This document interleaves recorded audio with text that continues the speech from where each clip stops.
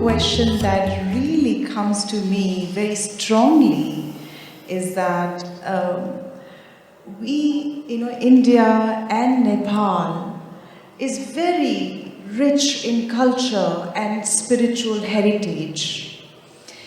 Instead of taking pride, why do we always look towards West? And whereas I find a lot of West is looking towards us for answers, but I feel, are constantly looking towards West. Your views on this, Guruji? I'm sure at least almost all the men, 95% of the men are in Western clothes right now. Ladies are a little better. Why is this? Because we must understand there is no substitute for success. You may talk philosophies, you may talk culture, you may talk so many things, but there is no substitute for success. Right now, in many ways, West has become the symbol of success. So if you're successful, even though the temperatures are 38 degrees today, you must be in jacket and tie. I'm not commenting on their clothes, I'm saying success is the ideal always. Without what is successful, that is what everybody will aspire for. So we need to understand this. Another aspect of success is today, success means economic success. People are not recognizing any other form of success anymore on the planet. There used to be a time, if you came into a town and said, oh, he's a big man, maybe he was a wise man, maybe he was a very creative man, maybe he was something else, but no. Today if you say somebody is a big man, it means he's got big money bags. So, in a way, we have transformed the entire world into economics. That is the most important subject everywhere. So it doesn't matter, there's no point struggling with it. We have to come to terms with it and see how to ride it. So we need economic success. You will see as India becomes more economically successful, you will see things Indian will become more prominent. It's not the other way around. People think that if India becomes economically successful, everybody will become westernized. It's not true. Unless by then we have completely lost the ethos of what India is. If we did not lose that, then definitely as economic success comes, manifesting who we are, it becomes equally important. To take pride, there are certain mechanics. First of all, when you mentioned the word nation, nation is not just a geographical boundary.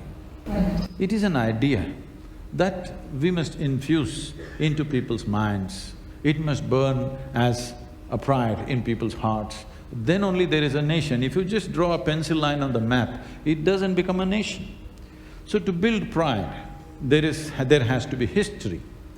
No nation has as much history as we have, but our children, when you were studying in school, you studied nothing to be proud of. If you just look at it, recently I was talking to the education minister in Tamil Nadu. For example, everybody knows about Cambodia, Angkor Thom and Angkor Wat. These temples are the engineering marvels, even by today's standards, most incredible things that human beings can create. Tamil kings went there and built it.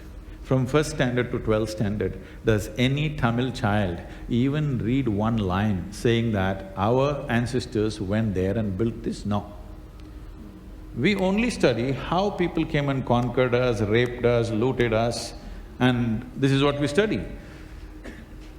A fourth standard child in Lebanon will know, fourth, fifth standard, those 3 years they study this, every one of them know Indian labor, Indian sculptors, Indian yogis and Indian elephants came to Lebanon 4,200 years ago and built the Baalbek temple, which is a phenomenal structure even today.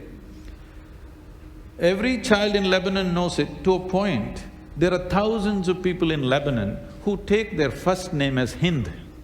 Here we shout Jai Hind, there's no one Hind here, but in Lebanon there are thousands of people named Hind because they feel these people from somewhere came and built this temple, and even today There are thousands of people by that name. You go to Palmyra, Aleppo, Damascus, all these places are living history that over 8,000–10,000 years ago, these cities were built by taxing Indian traders, by taxing them. So you can imagine what is the volume of traffic that must have been happening to build entire cities based on the tax that was collected from the Indian traders.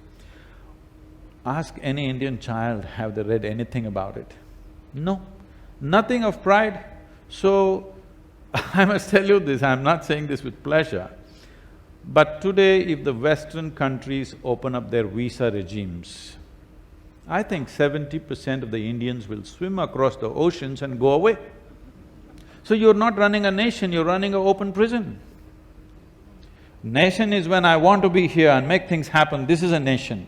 I want to run away because there's no other way I'm staying here, this is not a nation. If we want to make a nation, we have to build that pride.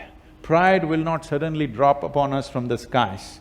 We have to show our children what all great things we have done in the past. Okay, we have fallen here and there, but now it's once again time to bring back that glory.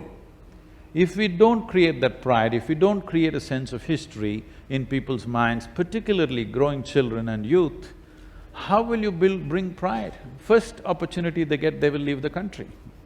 Going out of the country is not a bad thing. You go there to learn, you go to do business, you go there to do whatever.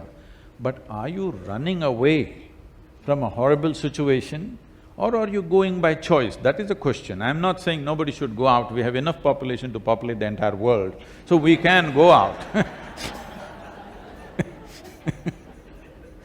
Going out is not a crime, I'm saying we're escaping. Escape happens from a prison, not from a nation, isn't it?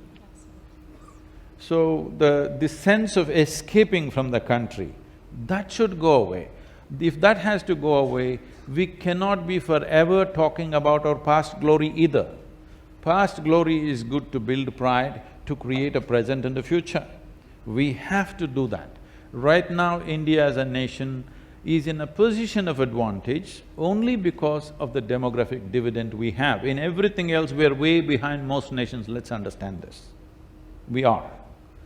But we have a demographic dividend that we have the maximum number of youth. But if we do not cash in on this in the next 15 to 20 years, once again it'll be a slide down. It may take another 50 years or 100 years before we get that opportunity once again. So right now, in the next 10 to 15 years, what we do matters for you and the future generations of this land.